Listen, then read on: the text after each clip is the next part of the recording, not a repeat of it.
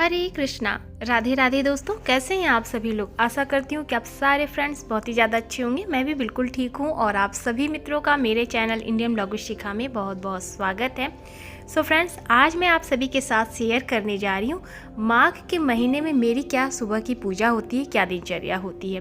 तो बस अभी यहाँ पर जैसा कि आप देख सकते हैं सुबह सुबह का समय है, ब्रह्म मुहूर्त का समय मैं कह सकती हूँ, सुबह 5 साढ़े 5 का समय है। और यहाँ पर मैं जो है सबसे पहले मुख्य द्वार की पूजा कर रही हूँ। आपने जल देखा है तो जल में मैंने जो है हल्दी डाला है। आज गुरुवार है तो गुरुवार विशेष हम पहले जो है अपने मुख्य द्वार पे जल के छींटे देते हैं, हल्दी के जल के। और इस तरह से मुख्य द्वार थोड़ी देर के लिए हम खोल के रखेंगे और पूजा करेंगे। तो ब्रह्म मुहूर्त में पूजा का विशेष महत्व होता है। सुबह सुबह जब हम उठते हैं, प्रातः माघ का महीना चल रहा है, ऐसे में ठंडे जल से स्नान करने का विधान होता है। माघ का महीना बहुत ही पावन होता है, ऐसे में हमें सबसे पहले स्नान करना है। स्नान करने के पश्चात अपने मुख्य द्वार की पूजा करनी चाहिए। यहाँ पर दीपक प्रज्वलित करेंगे। तो जैसा कि आप देख सकते हैं यहाँ पर मैंने मुख्य द्वार की पूजा की। दीपक जो है हमने इस तरह से प्रज्वलित किया है और इस तरह से आप देख सकते हैं अंधेरा है, बिल्कुल भी सुबह का समय है और माघ का पावन महीना चल रहा है। ऐसे में हमें ब्रह्म मुहूर्त में उठकर स्नान आदि का विशेष महत्व रखता है। तो हमें स्नान करना चाहिए और मुख्य द्वार की पूजा सबसे पहले करनी चाहिए। इसके पश्चात हम आएंगे अपने मंदिर में। तो चलिए, आप देख सकते हैं अंधेरा है और दीपक प्रज्वलित हो चुका है। अब यहाँ पर मंदिर में आ जाते हैं। अपनी मंदिर में मैं आपको आज की पूजा शेयर कर रही हूँ कि माघ के महीने में मेरी क्या दिनचर्या होती है, मैं किस प्रकार से अपनी पूजा करती हूँ। माघ का महीना बहुत ही पावन महीना होता है। माघ का महीना जो है विशेष महत्व रखता है। जैसा कि हम सभी जानते हैं माघ का महीना जो है प्रारंभ हो चुका है और ये वीडियो थोड़ी सी आप लोग को लेट में मिल रही है क्योंकि मेरी थोड़ी सी तबीयत नहीं ठीक थी, इसलिए मैं काफ़ी दिनों के बाद जो है आप लोगों के साथ ये वीडियो शेयर कर रही हूँ। सो आज मैं आप लोगों के साथ यही शेयर करूँगी कि माघ के पावन महीने में मेरी क्या सुबह की दिनचर्या होती है, किस प्रकार मैं पूजा अर्चना करती हूँ। सबसे पहले मंदिर में आ जाएंगे। देखिए सुबह का समय अंधेरा है, इसलिए मैं जल जो है सूर्य भगवान को अर्घ्य नहीं दे रही हूँ। मैं पूजा करने के बाद जो है सूर्य भगवान को अर्घ्य दूंगी, माता तुलसी जी की पूजा करूंगी। अभी जो है सबसे पहले हमने मुख्य द्वार की पूजा की। मंदिर में आके मैं दीपक प्रज्वलित कर रही हूँ, श्री गणेश जी का स्नान और इनकी पूजा कर रही हूँ। हमेशा घर में जो छोटी मूर्तियाँ होती हैं, 6 अंगुल से जो छोटी की मूर्तियाँ होती हैं, उनका स्नान श्रृंगार इस प्रकार से हम करते हैं। तो हमारे गणेश जी बहुत ही छोटे से हैं, तो हम इनका प्रतिदिन स्नान करते हैं, श्रृंगार करते हैं। तो माघ का महीना विशेष महत्व होता है। मैं आप लोगों को इसके माघ के महीने के बारे में भी बताती जाऊँगी और पूजा भी मैं दिखाती जाऊँगी। विशेष महत्व होता है, हमें पूजा अर्चना का जो है विशेष ध्यान रखना चाहिए। अपने मंदिर में सभी देवी देवताओं की जैसे हम प्रतिदिन की पूजा करते हैं मंदिर में, वैसे हमें प्रतिदिन की तरह अपनी जो है पूजा माघ के महीने में करनी चाहिए। विशेष माघ के महीने में जो है श्री हरि विष्णु जी की पूजा अर्चना का विशेष महत्व होता है। तो घर के मंदिर में पहले आप पूजा कर लें। इस प्रकार से विशेष चौकी लगा के भी आप पूजा कर सकते हैं, नहीं तो आप जैसे मैं आपको बताऊंगी अपने मंदिर में आपने श्री हरि विष्णु जी को विराजमान करके रखा है तो किस प्रकार से पूजा करें। यहाँ पर आप देख सकते हैं मैं भोले बाबा पे जल अर्पित कर रही हूँ। माघ के महीने का हिंदू शास्त्रों में बहुत ही महत्व बताया गया है। इसी माह से मांगलिक कार्य भी प्रारंभ हो जाते हैं। इस माह में पवित्र नदियों के तट पर मेला लगता है, जैसा कि आप सभी जानते हैं। कहीं कहीं पर मेला भी लगता है, जैसे कि प्रयागराज में जो है विशेष महत्व रखता है। मेला बहुत ही सुंदर लगता है। अर्धकुंभ, महाकुंभ, इस तरह के मेले भी लगते हैं माघ के महीने में। तो इस जो है महीने में पवित्र नदी के तट पर जो है मेला लगता है और यहाँ पर जो है स्नान भी किए जाते हैं। संगम पर स्नान करने का विशेष महत्व होता है और धीरे धीरे सूर्य भगवान भी उत्तरायण हो जाते हैं तो ठंड भी बहुत ही ज़्यादा धीरे धीरे कम होने लगती है। तो माघ के महीने में जो है पूजा का विशेष महत्व होता है। पूजा हमें बहुत ही जो है ध्यान से करनी चाहिए, जब तब करना चाहिए, क्योंकि माघ का महीना जो है कल्पवास का भी विशेष महत्व बताया गया। माघ के महीने में कल्पवास का महत्व होता है। संगम के तट पर लोग कल्पवास करते हैं, श्रद्धालु वहाँ पर जाते हैं और 1 महीने का कल्पवास करते हैं। वहाँ पर एक समय भोजन करते हैं, स्नान करते हैं, दान करते हैं, जब तब करते हैं। इसका विशेष महत्व बताया गया है और कहा गया है कि कल्पवास करने से हमारे सभी पापों से हमें मुक्ति मिलती है और हमें स्वर्ग की प्राप्ति होती है, हमें मोक्ष की प्राप्ति होती है। माघ के महीने में जो है संगम के तट पर निवास किया जाता है, इसी को कल्पवास भी कहते हैं। माघ का महीना जो भी पवित्र नदियों में स्नान करता है उसे लक्ष्मीपति श्री हरि विष्णु भगवान जी की कृपा प्राप्त होती है। इस महीने का बहुत ही विशेष महत्व होता है। इसमें प्रभु शालिग्राम जी की पूजा का अर्चना किया जाता है। इसमें बाल गोपाल, लड्डू गोपाल, श्री हरि विष्णु जी के सभी स्वरूपों की पूजा अर्चना का विशेष महत्व रखा जाता है। कहा जाता है कि माघ के महीने में जो भी व्यक्ति पवित्र नदियों में स्नान करते हैं उन्हें श्री लक्ष्मीपति श्री हरि विष्णु भगवान जी की कृपा प्राप्त होती है। माघ के महीने में स्नान करने से सुख, सौभाग्य, धन, संतान एवं मोक्ष की प्राप्ति होती है।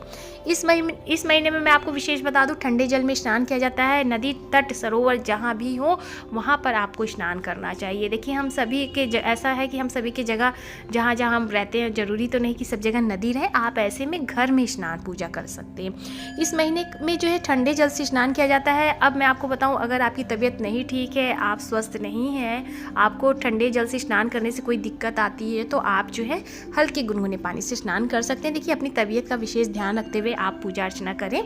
ऐसी मेरी जो है विधि और मैं ऐसे ही बताती हूँ। ऐसी मान्यता है कि माघ के महीने में देवता भी धरती पे आके मनुष्य का रूप धारण करते हैं और प्रयागराज में स्नान करते हैं, जप तप करते हैं, दान पुण्य करते हैं। इसलिए प्रयाग में स्नान करने का विशेष महत्व होता है।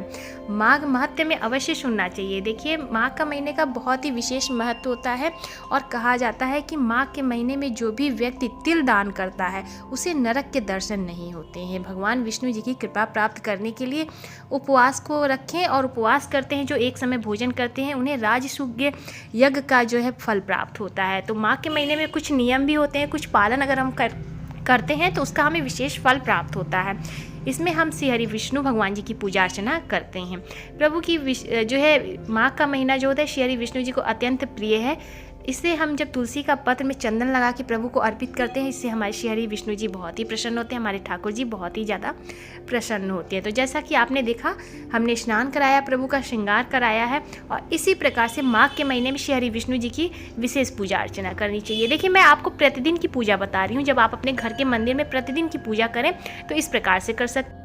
विशेष चौकी लगा के यदि आप पूजा करना चाहते हैं तो वो भी मैं आप लोगों को बताऊंगी सरल तरीके से आप किस प्रकार से चौकी लगा के पूजा कर सकते हैं। देखिए, ये मैं आपको प्रतिदिन की पूजा बता रही हूँ, जिस प्रकार आप अपने घर के मंदिर में प्रतिदिन की पूजा करते हैं। देखिए, सुबह सवेरे जरूरी नहीं कि हम सभी के पास बहुत ज़्यादा समय हो, तो मैं आपको बता रही हूँ कि प्रतिदिन आप अपने घर के मंदिर में किस प्रकार से माघ के महीने में श्री हरि विष्णु जी की पूजा कर सकते हैं। सभी प्रभु जी की पूजा करने का विशेष महत्व होता है, तो इस प्रकार से आप कर सकते हैं। तो यहाँ पर आप देख सकते हैं, हमने जो है ठाकुर जी को इस प्रकार से श्रृंगार किया और यहाँ पर हमने जो है सभी प्रभु को इस तरह से स्नान आदि करा के उनकी पूजा अर्चना की है। और यहाँ पर आप हमारे लक्ष्मी नारायण जी के दर्शन कर सकते हैं। तो आप विशेष इनका अगर स्नान श्रृंगार करना चाहते हैं पंचामृत से, तो आप एकादशी आ रही है, षष्ठी तिला एकादशी का विशेष महत्व होता है। षष्ठी तिला एकादशी के दिन प्रभु का आप अभिषेक कर सकते हैं। तो इस तरह से विशेष पूजा अर्चना करिए। सूक्ष्म रूप से मैं इनको स्नान कराती हूँ, इस तरह से मैं इन्हें पोंछती हूँ और इस तरह से इनकी पूजा अर्चना करती हूँ। तो माघ के महीने में इस प्रकार से आप प्रतिदिन की पूजा अर्चना आप कर सकते हैं। देखिए, भगवान विष्णु जी की कृपा प्राप्त करने के लिए आप उनकी सेवा अर्चना, उनके प्रिय जो महीने होते हैं जैसे कि कार्तिक का महीना हो गया, माघ का महीना हो गया, इस महीने में विशेष पूजा अर्चना प्रभु की जाती है। इससे हमारे श्री हरि विष्णु जी अत्यधिक जो है प्रसन्न होते हैं और इसका हमें जो है फल भी प्राप्त होता है। माघ के महीने की मैं अपूर्व महिमा क्या बताऊँ, आपकी अपूर्व महिमा होती है। तो इस तरह से माघ के महीने में आप अपने श्री हरि विष्णु जी की पूजा कर सकते हैं, माता लक्ष्मी जी की पूजा कर सकते हैं। बहुत ही पावन महीना है। तो इस तरह से देखिए, हमने अपने प्रभु जी की पूजा की है। आप देखिए, हम जो है गृहस्थ जीवन में हम महिलाएं बहुत सारे बंधनों में बंधे होते हैं, जैसे कि हमें अपने घर के बहुत सारे कार्य होते हैं, जिम्मेदारियों को देखते हुए हम बहुत सारी चीज़ें नहीं कर पाते हैं, जैसे कि गर्भवास नहीं कर सकते हैं, बहुत ज़्यादा नियम नहीं अपना सकते हैं या एक समय भोजन नहीं कर सकते हैं। इस तरह की बहुत सारी ब्रह्मचर्य का पालन हमें करना होता है, भूमि शयन करना होता है। ये सारी चीज़ें, बहुत सारी चीज़ें की जाती हैं, लेकिन हम गृहस्थ जीवन में रहकर ये सारी चीज़ें नहीं कर सकते। तो बस इतना ही करें, प्रभु की पूजा अर्चना हमें ज़रूर से करनी चाहिए। तो प्रतिदिन की सुबह की पूजा हमें इस तरह से थोड़े से समय निकाल के सुबह सवेरे हमें उठ जाना चाहिए, अपने घर की साफ़ सफाई कर लेनी चाहिए, दीपक प्रज्वलित करना चाहिए, श्री हरि विष्णु भगवान जी की हमें पूजा अर्चना करनी चाहिए, अपने मंदिर में आके विशेष रूप से जो है पूजा करनी चाहिए, जैसा कि आप देख सकते हैं। तो इसी का हमें अनंत गुना फल प्राप्त होता है। गृहस्थ जीवन में रह के यदि हम इतनी सी पूजा अगर करते हैं तो इसका हमें फल अवश्य प्राप्त होता है। तब हमें जो है कल्पवास की भी आवश्यकता नहीं होती। हाँ, कल्पवास वो करते हैं जो अपने गृहस्थ जीवन से थोड़ा सा जो है विराम पा जाते हैं और वह अपने से एक उम्र हो जाती है और थोड़े से वो निश्चिंत हो जाते हैं, परिवार से, बच्चों से, जिम्मेदारियों से मुक्ति हो जाती है, पा जाते हैं। और तब प्रभु की भजन जो है होती है और उसमें कल्पवास करते हैं, जाकर भजन कीर्तन करते हैं और एक समय भोजन करते हैं। उसका आनंद ही बहुत होता है। तो मैं तो प्रयागराज में रही हूँ और मुझे पता है किस प्रकार से कल्पवास करते हैं। बहुत ही अच्छा लगता है, बहुत ही आनंद आता है, बहुत ही भजन कीर्तन होते हैं, मेले लगते हैं, तो इसका विशेष महत्व होता है। मैंने देखा है, मुझे बहुत अच्छा लगता है। तो इस प्रकार से आप कर सकते हैं। अपने घर के ही मंदिर में आप जो है श्री हरि विष्णु भगवान जी की पूजा अर्चना इस तरह से करके अपने जो है गृहस्थ जीवन में थोड़ी सी जिम्मेदारियों से निकल के थोड़ा सा समय निकाल के इस प्रकार से अपने ठाकुर जी की पूजा अर्चना करेंगे तो आपको माघ महीने में इसका विशेष फल प्राप्त होगा। तो इस तरह से आपको पूजा अर्चना करनी चाहिए। तो आपने देखा यहाँ पर मैंने श्री हरि विष्णु जी की को जो है इस तरह से भगवान जी को स्नान कराया, अच्छे से उन्हें पोछा, टीका चंदन किया। इसके बाद जो है हमने अपने लड्डू गोपाल, राधा रानी और छोटे से बाल गोपाल को अच्छे से स्नान कराया। अभी मैं इन्हें जो है गुनगुने जो है जल से स्नान कराती हूँ और इन्हें इस तरह से स्वेटर वगैरह जैसे आप देख सकते हैं। आज गुरुवार का दिन है तो मैंने इन्हें पीले जो है पोशाक धारण कराई। इसके पश्चात मैं इन्हें भोग अर्पित कर रही हूँ। देखिए तिल का विशेष महत्व है। प्रभु को तिल से बने हुए जो है भोज्य पदार्थ आपको चढ़ाने चाहिए। जैसे तिल के लड्डू आप चढ़ा सकते हैं, तिल की बर्फ़ी चढ़ा सकते हैं। मैं आज तिल के जो है लड्डू मेरे ख़त्म हो चुके हैं तो आज मैं फल का भोग लगा रही हूँ। नहीं तो मैंने जो है प्रभु के लिए मैंने तिल के लड्डू बनाए थे। और जैसा कि हमारे यहाँ खिचड़ी पे तिल के लड्डू बनाते हैं, गणेश संकष्टी जो है व्रत होता है उसमें हम जो है तिल के लड्डू बनाते हैं। तो इस तरह से तिल के लड्डू का विशेष महत्व होता है। गुड़ और तिल का विशेष महत्व होता है। गुड़ और तिल जो है हमें प्रभु को अर्पित करना चाहिए, दान भी करना चाहिए। तो तिल का विशेष महत्व होता है। इस प्रकार से आप प्रभु जी को भोग अर्पित कर सकते हैं। तो इस तरह से आप पूजा अर्चना कर सकते हैं। इसके बाद हम प्रभु को इस तरह से धूप दिखाएंगे, प्रभु को भोग अर्पित करेंगे और इसके पश्चात आप जो है माघ महात्म्य की अवश्य कथा सुननी चाहिए, आपको पढ़नी चाहिए। यदि आपके पास पुस्तक है, कथा की पुस्तक है तो आप पढ़ सकते हैं। हाथ में थोड़े से पुष्प लें, माघ महात्म्य सुने और इसके पश्चात प्रभु को अर्पित करके आप जो है उनकी आरती कर सकते हैं। तो इस तरह से देखिए हम प्रभु को यहाँ पर जो है भोग जो है इस तरह से आचमनी कर देंगे। इसके बाद जो भी पूजा पाठ होती है मेरी मैं वो करती हूँ, इसके पश्चात मैं आरती करूँगी। तो इस तरह से आप भी अपने घर के मंदिर में ठाकुर जी की पूजा अर्चना कर सकते हैं। माघ का महीना चल रहा है, बहुत ही विशेष महीना है। ऐसे में आप जितने भी पूजा पाठ करके पुण्य कमा सकते हैं उतने पुण्य आप जो है अर्जित करें और इस तरह से पूजा करें। तो बस यहाँ पर देखिए हमने ठाकुर जी को भोग लगा दिया। अब मैं थोड़े से पाठ करूँगी। पाठ करने के पश्चात मैं आरती की तैयारी करूँगी। थोड़े से समय निकाल के आप आरती अवश्य करें। जरूरी नहीं कि आप पूरी आरती करें, आप प्रभु के मंत्रों का जाप कर सकते हैं। ओम नमो भगवते वासुदेवाय महामंत्र का जाप कर सकते हैं। इस तरह से इसके बाद प्रभु की हम आरती करेंगे। धूप दीप द्वारा आप आरती कर सकते हैं। अगर समय है तो आप थोड़ा सा हवन कर सकते हैं। गाय के उपले को थोड़ा सा जो है अच्छे से गर्म कर ले, जला ले और इसके पश्चात घी से थोड़े से आप जो है तिल से आप जो है श्री हरि विष्णु जी के किसी भी मंत्र से आप हवन कर सकते हैं। हवन मैं किस तरह से करती हूँ वो मैं आप लोगों के साथ पहले भी मैंने शेयर किया है और मेरी पुरानी जो है वीडियो में है हवन हम किस प्रकार से कर सकते हैं। हो सकेगा तो मैं आप लोगों के साथ शेयर करूँगी कि हम किस तरह से जो है प्रतिदिन हवन कर सकते हैं प्रभु का। माघ के महीने में तिल का विशेष महत्व होता है। थोड़े से तिल के साथ हम प्रभु का जो है हवन पूजन कर सकते हैं। इस तरह से देखिए हमने यहाँ पे आरती की, आचमनी करेंगे, प्रभु को जो है इस तरह से आरती दिखाएंगे और फिर हम सभी लोग आरती लेंगे।